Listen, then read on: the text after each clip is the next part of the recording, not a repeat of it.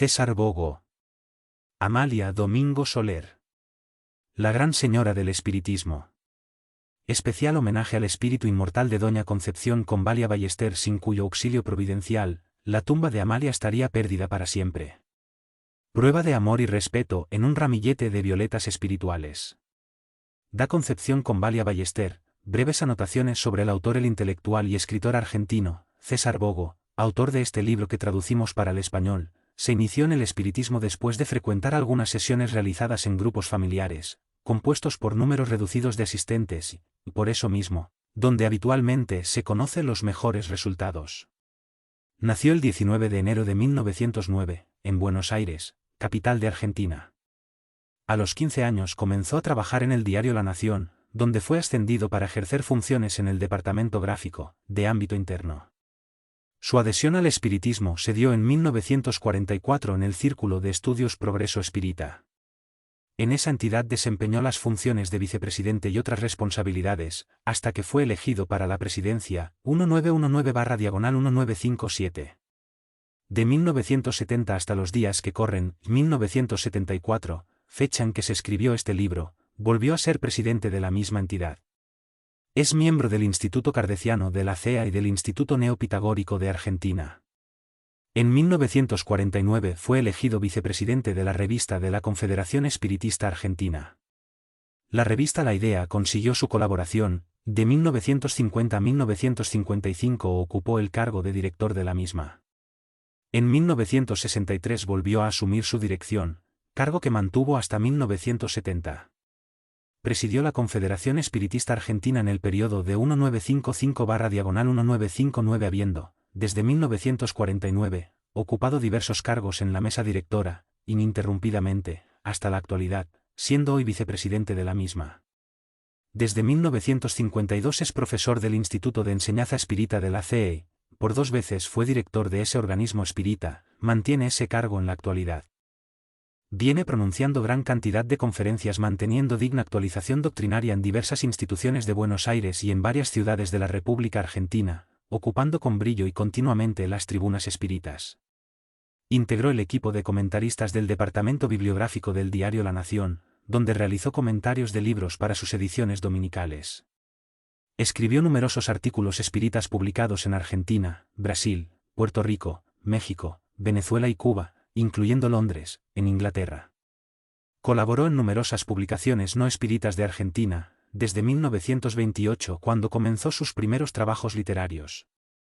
Diversas casas editoras publicaron monografías y estudios de su autoría, entre ellas, Glosas Kardecianas, 1958, El espiritismo ante la psiquiatría, 1959, Democracia del espíritu, 1965, Sociología incompleta, 1968, Perfil de un arquetipo, Antonio Ugarte, 1970, Un cuento sursum corda, 1970, Doctrina espiritistas, 1955, y la biografía de la inmensurable Amalia Domingo Soler, que hoy ofrecemos al lector en lengua portuguesa.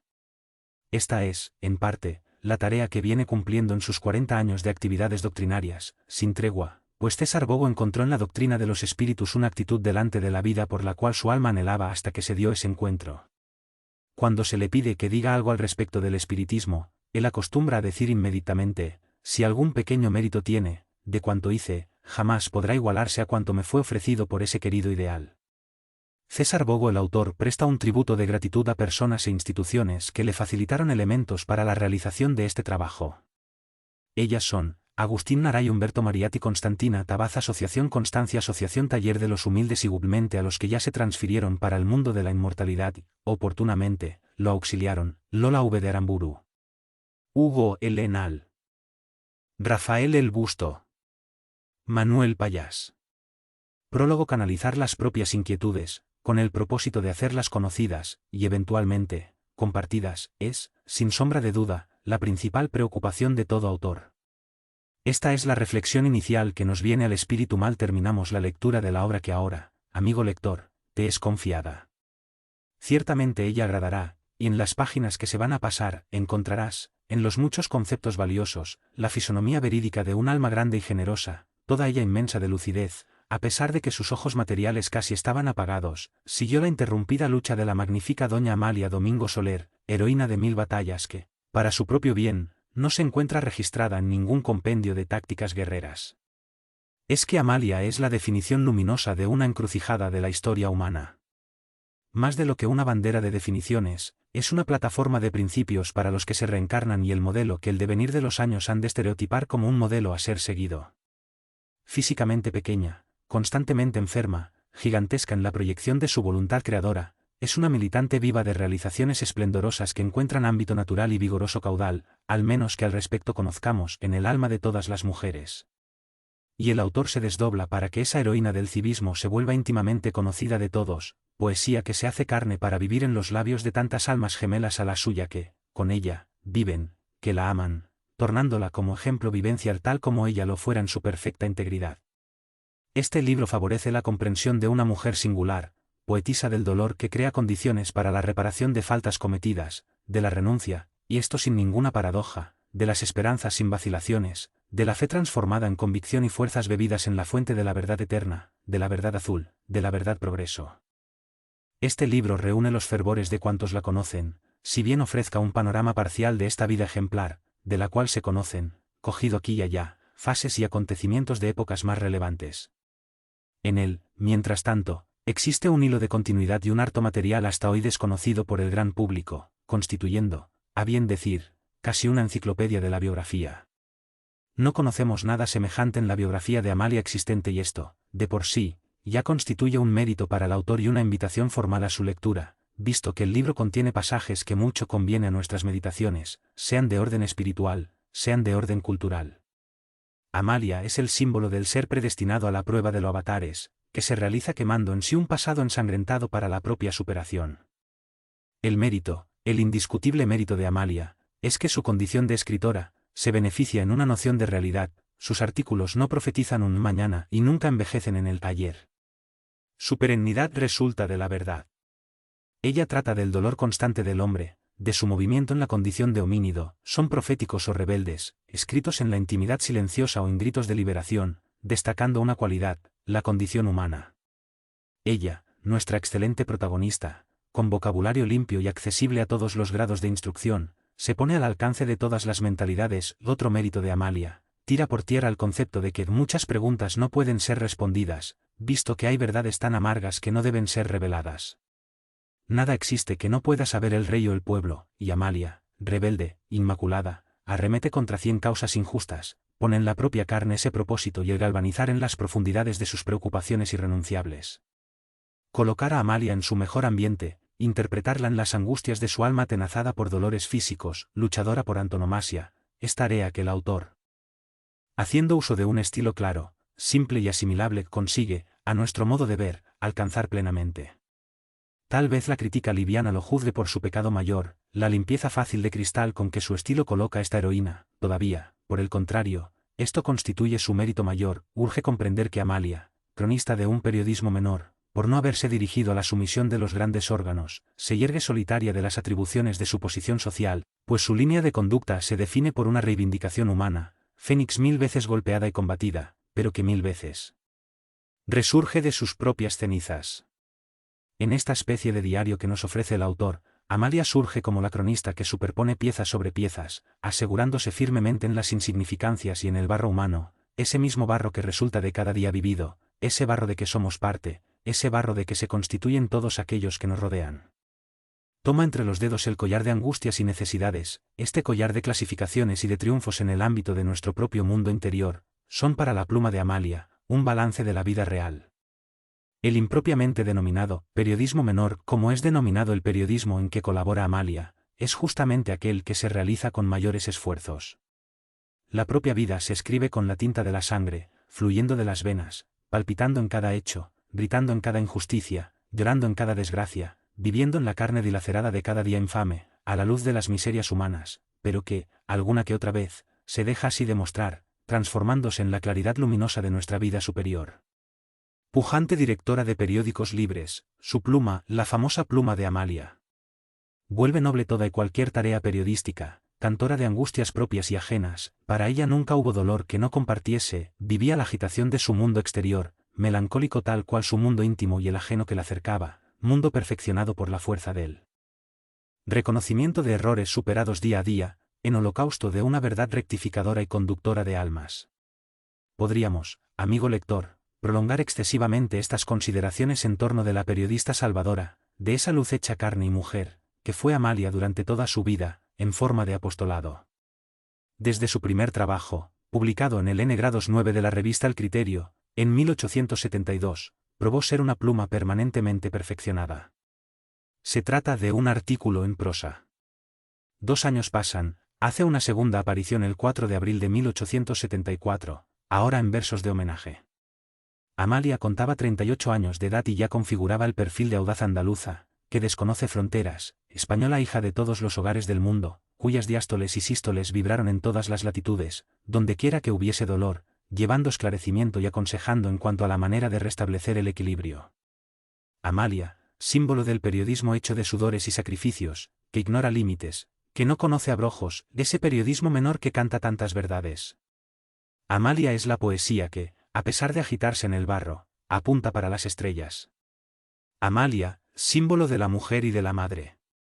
Amalia inmortal defensora de las causas nobles. Amalia volcada en el sistema nervioso del pueblo, toda ella está contenida en este libro, cuyas puertas acabamos de abrir para que el querido lector lo penetre. Este libro, lector, es tuyo y tu bandera es tu camino. Dr. Luis Di Cristoforo Postiglioni. Presidente de la Federación Espírita Internacional. Prefacio del traductor. Si fuésemos árabes, diríamos, Maktub. Estaba escrito que nos cabría la traducción de tantas obras cuantas doña Amalia Domingo Soler hubiese escrito. Nuestra Far Memory nos dice que vivimos juntos atribulados días en la corte de España donde, ciertamente, actuaba también la gran señora.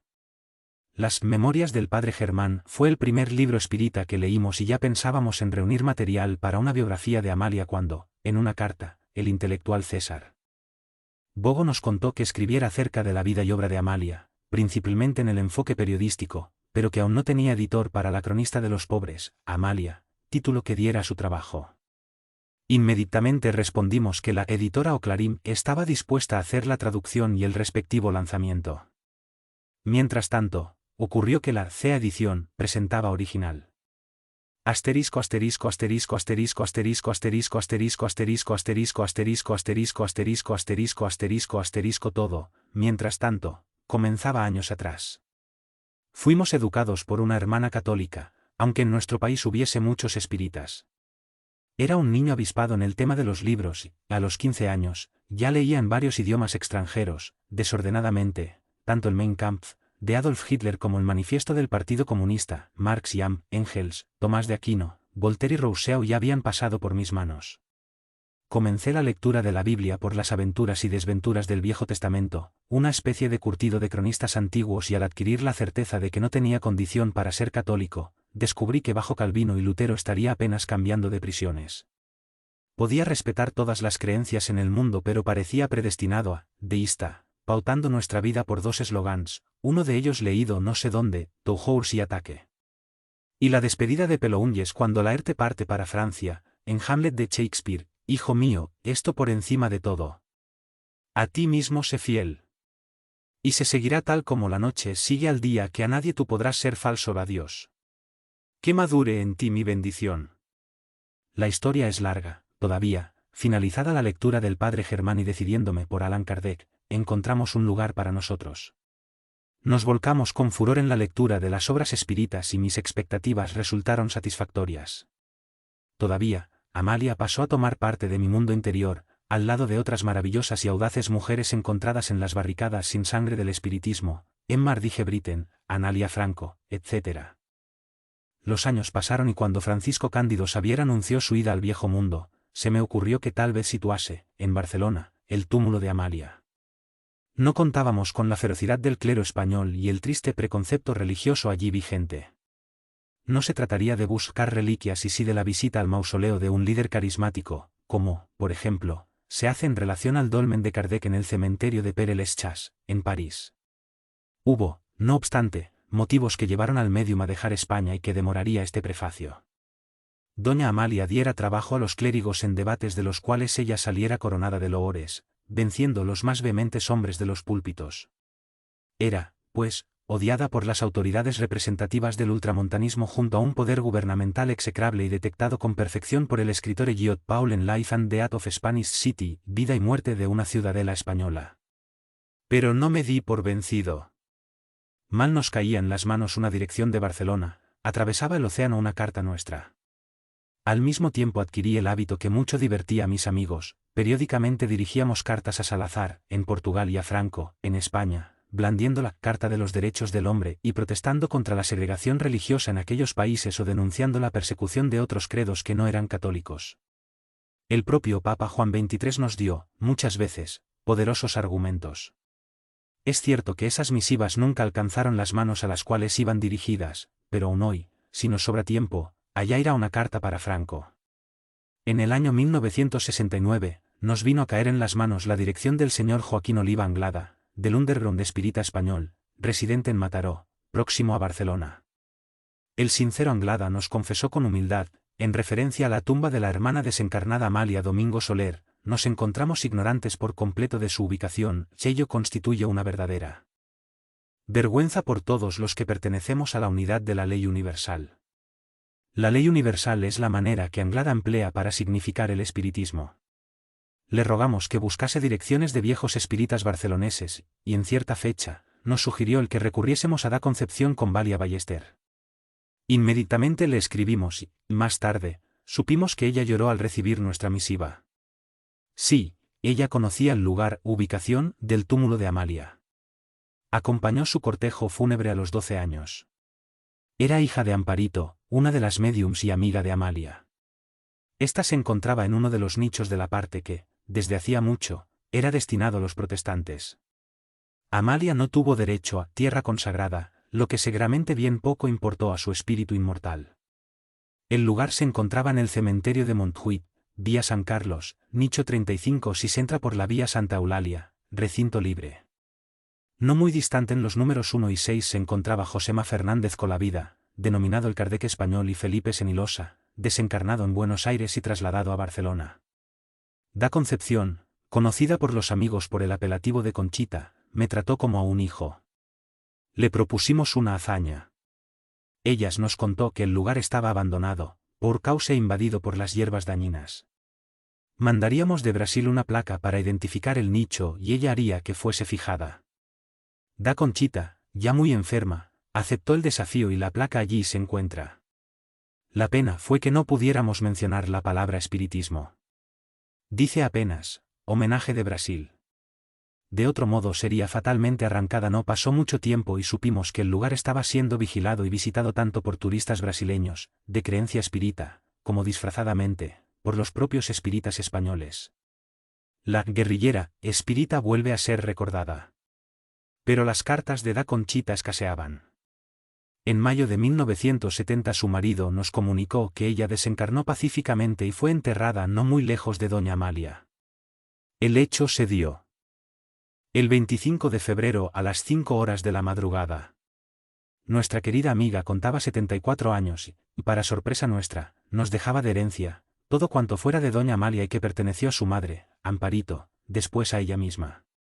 Por suerte que, en el presente, soy la persona que posee todo cuanto resta de Doña Amalia Domingo Soler, cartas, objetos diversos y hasta una caja de madera artísticamente trabajada en sándalo y que le fue ofrecida por los espíritas de Filipinas. En ella Doña Amalia guardaba sus plumas, instrumentos de hazañas inolvidables en la historia del espiritismo. En este volumen estampamos la foto de un monumento que fue dedicado a la gran señora del espiritismo y que debe haber sido demolido después de 1936 cuando, en Marruecos, una sublevación militar, que se extendió a las demás guarniciones españolas, dio inicio a una cruenta guerra civil que duró hasta 1939. El caudillo Francisco Franco se puso al frente de la revuelta. La guerra, en la cual intervinieron legiones extranjeras y es el leitmotiv de Por quien las campanas doblan, de Ernest Hemingway, con apoyo de ambos lados, terminó con la rendición de Madrid a los nacionalistas y la dominación de todo el territorio español por Franco, íntegro del juicio de la historia. La religión católica se volvió oficial y la enseñanza del catolicismo se hizo obligatoria en todas las escuelas, colegios y universidades. Todas las demás religiones, el espiritismo inclusive, fueron puestas fuera de la ley. Todavía se viene manteniendo a través de movimientos clandestinos. De ahí la dificultad en localizar compañeros nuestros en tierra de Cervantes. El terror es tan grande que nos piden que envolvamos la Revista Internacional de Espiritismo de forma que la palabra espiritismo no quede expuesta. Da Concepción era una mujer intrépida. Ella nunca hizo tal pedido. El terror allá, mientras tanto, es epidémico, el espírita puede inesperadamente desaparecer. Las cartas cuyo tenor reproducimos, fueron donadas al Museo Cairbar-Chutel por el intelectual César Bogo y su esposa, doña Juanita Bogo. Son dirigidas a Isabel Peña de Córdoba, amiga íntima de Amalia y que, casándose, fue a vivir a Argentina. Una de las hijas de doña Isabel conservó las cartas y una parte de ellas fue dada a César Bogo. Aquí es válido decir que don Francisco Ballester Galés, en la intimidad simplemente Paco, nos informó con emoción, para él y para nosotros, que doña Concepción escribió ella misma su epitafio: si me dieran a elegir entre la vida y la muerte escogería la muerte porque lo que ansío es vivir. Visitantes del nicho de Amalia narran que lo encuentran adornado de violetas, su flor preferida. La visita se prolonga a los monumentos de los demás héroes del espiritismo en España, donde oran y depositan homenajes florales. No obstante las determinaciones del último Concilio Vaticano acerca de la libertad de culto religioso, aún recientemente recibimos de un lector, J.M., de Madrid, una carta que decía: el espiritismo en España sigue prohibido. En la casa que vean reuniones asiduas, va la policía y se los llevan a todos detenidos. Con gran pesar hemos de comunicarles que en este país se avecinan tiempos muy sombríos, pueden perjudicarnos personalmente, por lo que será conveniente que suspendan el envío de la revista, la que, con grandes titulares pueden comprometer seriamente. Es una fatalidad que desde la Guerra Civil Española nos conocemos demasiado y actualmente el malestar se acentúa hacia una peligrosa confusión con afán de revancha. Sabemos, no obstante, que las sesiones continúan y que, el espíritu inmortal de Amalia ya encuentra médiums que con ella se afinan y ha transmitido lecciones tan bellas como aquellas que escribió en el pasado. Uno de los asistentes, al escribirnos, nos envió trechos de esas comunicaciones. Y, al terminar nuestro prefacio de inicio de este libro, que traducimos con especial cariño, deseamos transcribir cierta frase de una comunicación de Amalia: ella procura que nos unamos, que nos demos las manos a través de este inmenso mar que nos separa. Sí, querida Amalia, nuestras manos ya se unieron y por más extenso que sea el océano, así estarán, hasta la victoria de la ley universal. Amalia Domingo Soler, la gran señora del espiritismo. Y la historia humilde de un sacerdote hijo del misterio, él mismo así se llama. No conoció a sus padres. Le dijeron que aun su madre murió al darle a luz. Creció en una comunidad religiosa. Su primera noción de existencia transcurrió entre una pareja de perros Terranova, Zoa, la perra, sobre cuyo cuerpo dormía la criatura sus siestas en el huerto del templo, y León, el fuerte animal con el cual realizaba sus primeras correrías y juegos. Unos encapuchados negros, sombras humanas que vivían a su alrededor, si bien no tuvieron con él palabras ásperas ni le suministraron castigos corporales, tampoco sabían articular la palabra cálida, amorosa, que hace el deleite del alma infantil. No hubo una mujer que llenase el vacío de amor que, en aquel corazón tierno, se abría como una herida sangrienta. Serás ministro de Dios. Le habían dicho los encapuchados cierto día. Y huirás de la mujer, porque de ella se vale Satanás para conseguir la perdición del hombre. Y, hombre hecho, sagrado sacerdote, gobernado por los convencionalismos asimilados en el ámbito en que transcurrió su educación, huyó de la mujer, creyendo así ser agradecido al Dios que sus preceptores invocaban. En cierta ocasión, cumpliendo con sus obligaciones sacerdotales, se dio cuenta de que su fuga no pasaba de una transgresión a las leyes naturales, que reclaman, imperativamente, la sana unión de los dos sexos. Fue confinado en una pequeña capilla perdida en una aldeíta lejana, pues, cuando comenzó a leer, con avidez, la experiencia que trascendió de las obras de los grandes sabios, se dio cuenta de que el sacerdocio iba al encuentro de una misión esencial del hombre. Todavía humildemente cayó su protesta ardiente en las profundidades del alma. No más hizo oírse su voz a favor de la justicia. Comprendió que eso le ocasionaba enemistades crueles, que herían su dulce sensibilidad. Aceptó la misión con humildad, procurando huir a todos los compromisos que le diesen mayor realce en la tarea que le fue confiada. Todavía la fama de su nobleza, de la pureza de su alma, que irradiaban más allá de su ser material, hizo de él el confesor más buscado en muchas leguas alrededor de su aldea. De ciudades importantes, personajes de la nobleza y destacada posición social, venían a su encuentro en lujosas carrozas cercados de lacayos y sirvientes, en caravanas magníficas, a fin de recibir bendiciones y solicitar confesiones, reclamando los servicios del clérigo simple, que solo deseaba por compañía, además de los niños que lo rodeaban, proporcionándole un cariño que él correspondía, su fiel sultán, hijo de Zoa y León, que le dieran pequeñito, una herencia cogida en un nacimiento de trapos. Gozaba de la mayor felicidad, cuando, uniéndose al alborozado grupo de niños que corrían al templo, huía para el campo abierto, inflando los pulmones con los beneficios de la naturaleza. Saltaba y brincaba con los diablillos que tenían, como fiel guarda, al atento sultán. Se sentaba a la sombra de un viejo olivo y, allí, obligado por los insistentes pedidos de los niños, les contaba ingenuos y bellos cuentos, los cuales aquellas mentes vírgenes escuchaban con atención y deleite. Cierto día, contaba el padre con 35 años de edad, oyó la cándida confesión de una jovencita, integrante de un grupo de educadoras de un colegio de niñas hijas de la nobleza, que se dirigían a la capilla para oír sus consejos espirituales. ¿Amar es un mal, padre? Amar es bueno, pero es preciso tener mucho cuidado. Debemos amar a Dios, a nuestros padres, al prójimo. Pero, en el mundo, el amor puede engendrar pasiones. Y esto lo decía el cura con un peso en el corazón. Eres muy joven y no sabes aún en qué situación amar es un delito. Yo amo a Dios, replicó firme y sentenció la muchachita. Amo a mis padres y a mis hermanos, pero amo a un hombre también. Y el hombre amado tan intensamente por la joven, después que todos partieron, permaneció llorando de angustia, largo tiempo, en la pequeña capilla. Lloraba porque el amor también lo llamó, cándida y solemnemente, de manera tierna y pura, en una voz que venía de las más altas cumbres de la sublimidad.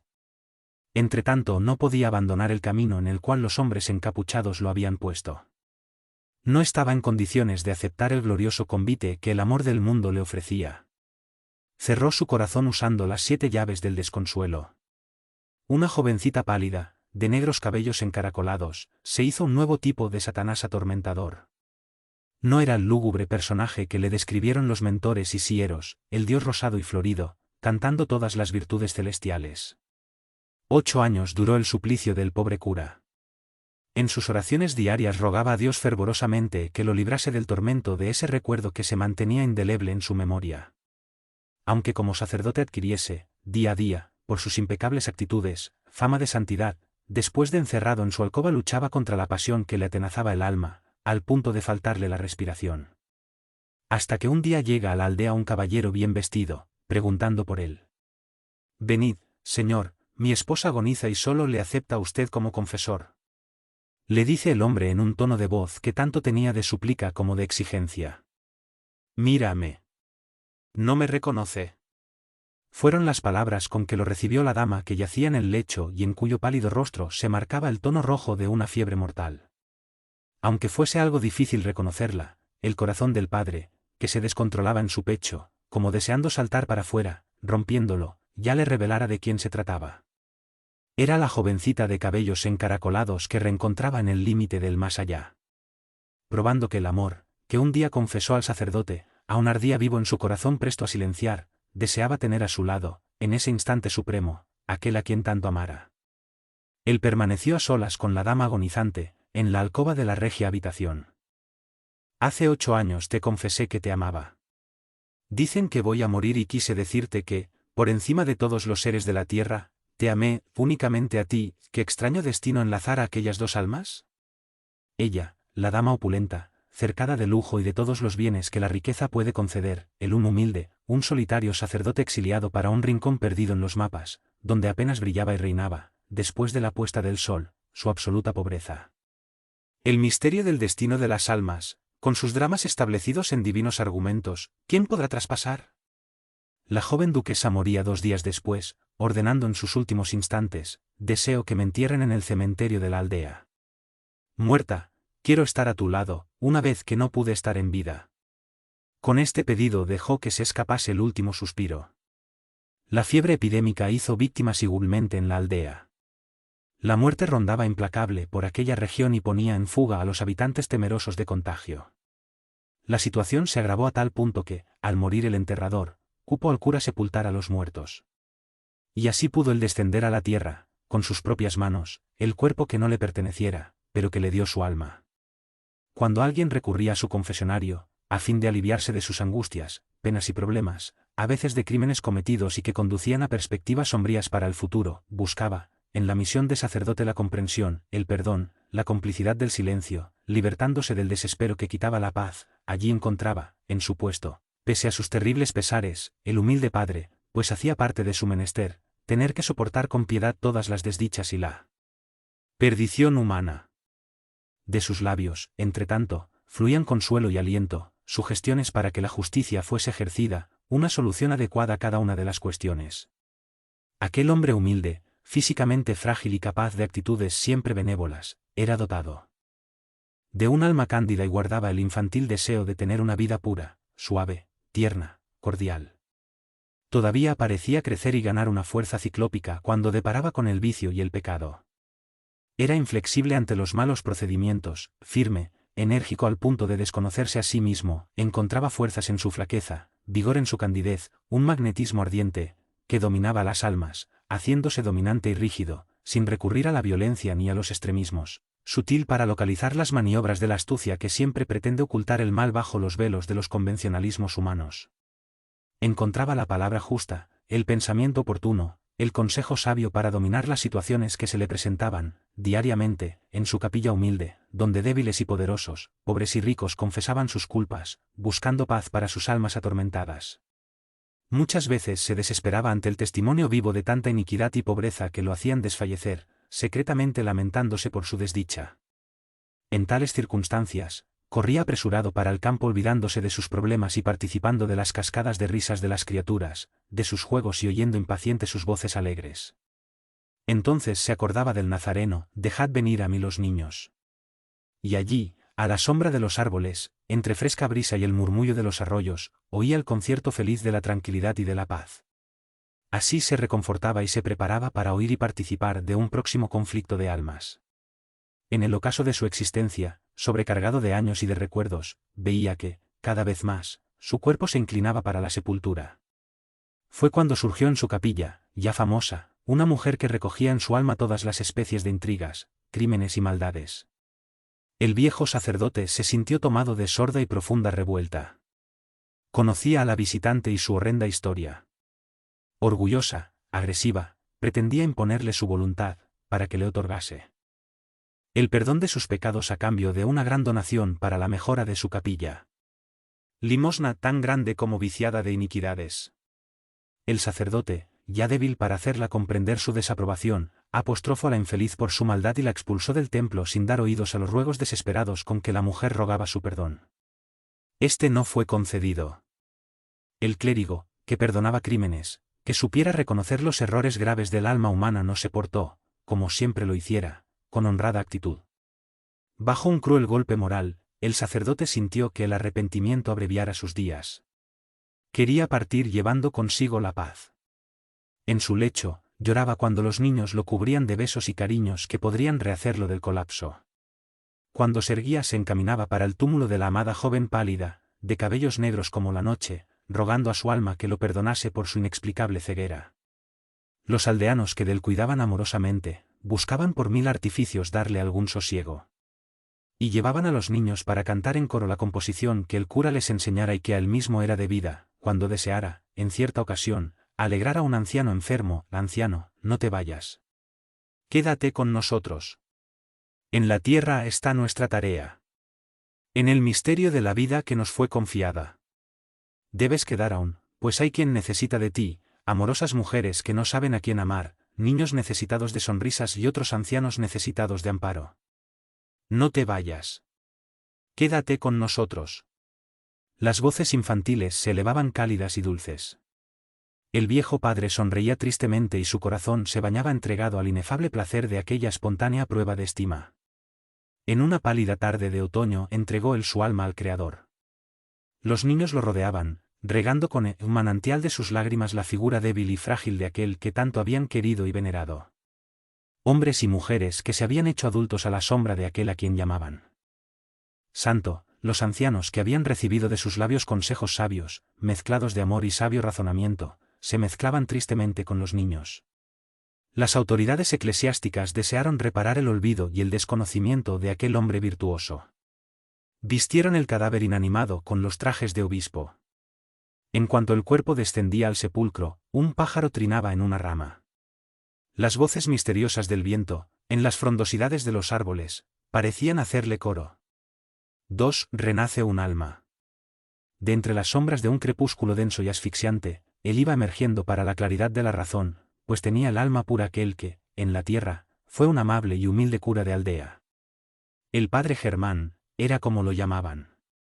Su espíritu renacía para la vida del eterno hoy, se elevaba más allá del marasmo de la vida física.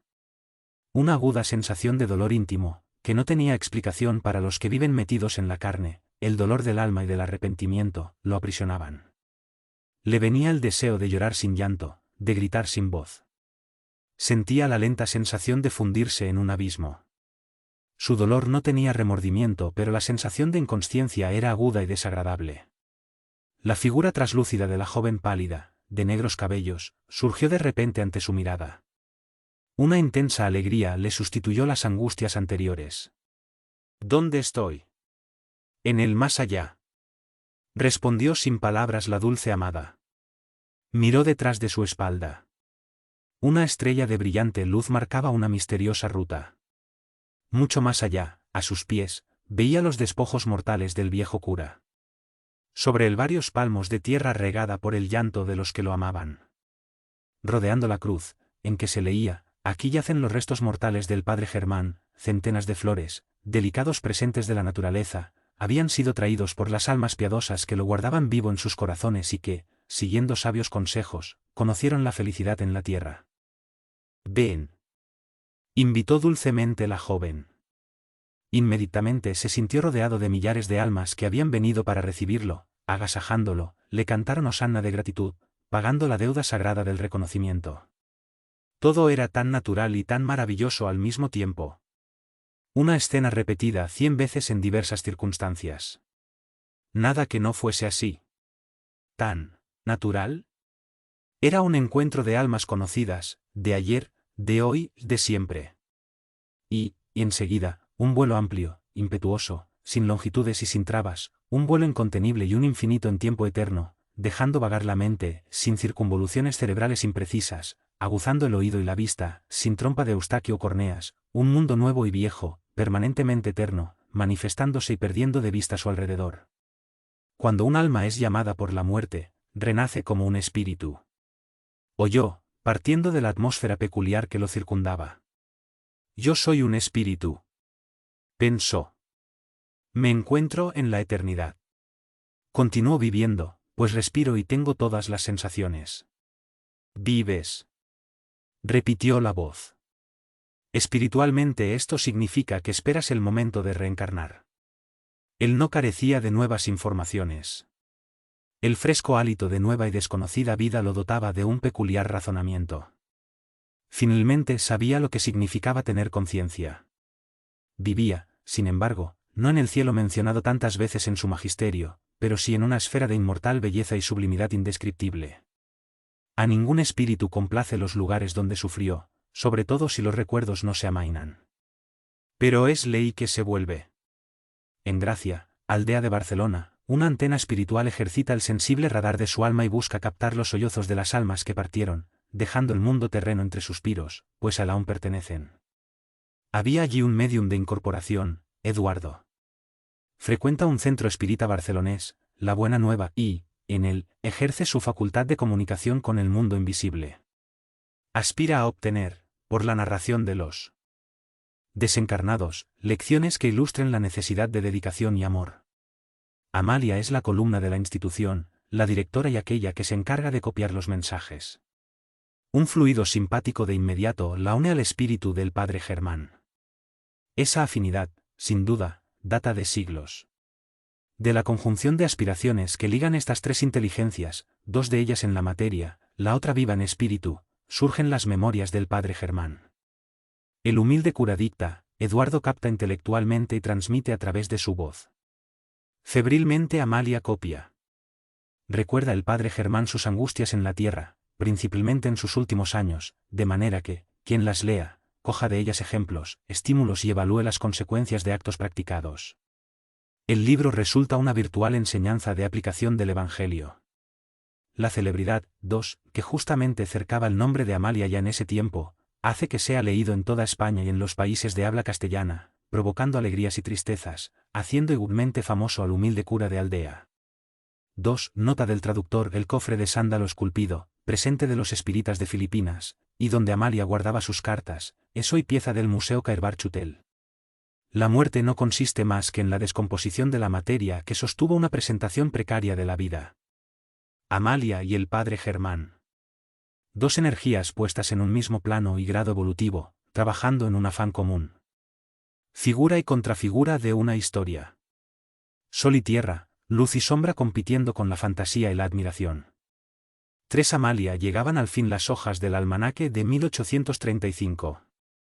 El 10 de noviembre anunciaron que Sevilla ganaba un nuevo habitante, de cuerpo rosado y frágil, al cual se dio el dulce nombre de Amalia, que pocos años después, completado con los apellidos paternos Domingo Soler, resonarían épicamente por toda su España natal y por los países de habla española. La oriental Sevilla del Alcázar Morisco, de los bosques de naranjas y limoneros, bañada por el Guadalquivir y adornada por templos magníficos, fue el lugar escogido para su entrada en el escenario de la vida. Su infancia y juventud transcurrieron teniendo por decoración de fondo la catedral, la Giralda, la Casa de Pilatos, el Archivo de las Indias, la Torre del Oro. Su alma sensible vibraba a las influencias telúricas de aquel punto geográfico, museo que reavivara su nostalgia, ya que sus antenas espirituales captaban la herencia heterogénea, los vestigios de los fenicios, que la fundaron y le dieron el nombre de Hispalis, iniciando los trabajos de darle fisonomía y carácter.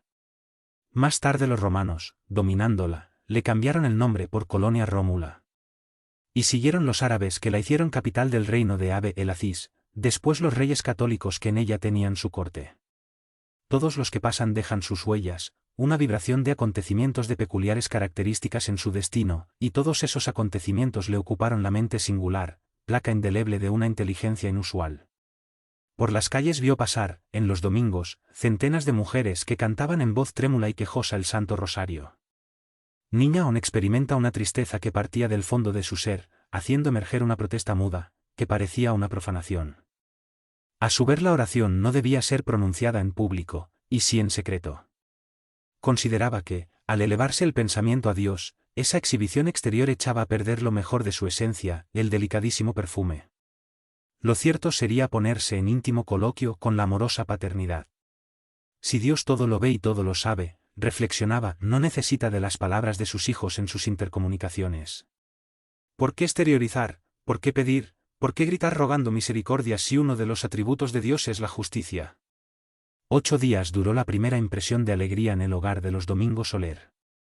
8 días y la constatación de una horrible realidad, apagando las esperanzas e ilusiones. La pequeña era ciega. En el transcurso de 3 meses largos y angustiosos, lucha la ciencia infructíferamente por devolver la luz a los faroles de aquella alma. La medicina especializada fracasa en todos los intentos, aumentando el dolor de la pobre madre que llega a desear que, mejor que pasar la vida caminando en tinieblas, sería ver muerto el fruto de su vientre. Fue un humilde farmacéutico, sabio, sin embargo ignorado por el mundo a causa de su modestia, quien contuvo el progreso del mal. Reaparecieron las imágenes para aquella mirada aún sin conciencia real. No obstante, desde entonces, algo como un velo, haría opaca la visión íntegra de la niña. La pobre y sufrida madre vio entrar en su vida una luz de felicidad. Habían sido tan desdichados sus días. Amalia creció en un núcleo familiar, que tenía por lema el terror. No conoció el cariño de que está impregnada una caricia, la cálida palabra que viene enlazada en un presente, por más simple que fuese. El rigor y el miedo imperaban como método de educación en su hogar. Su madre, al elegir un compañero, para huir a los azares familiares, no fue feliz. El compañero contribuyó para la destrucción de sus sueños con el vacío de largas ausencias inexplicables.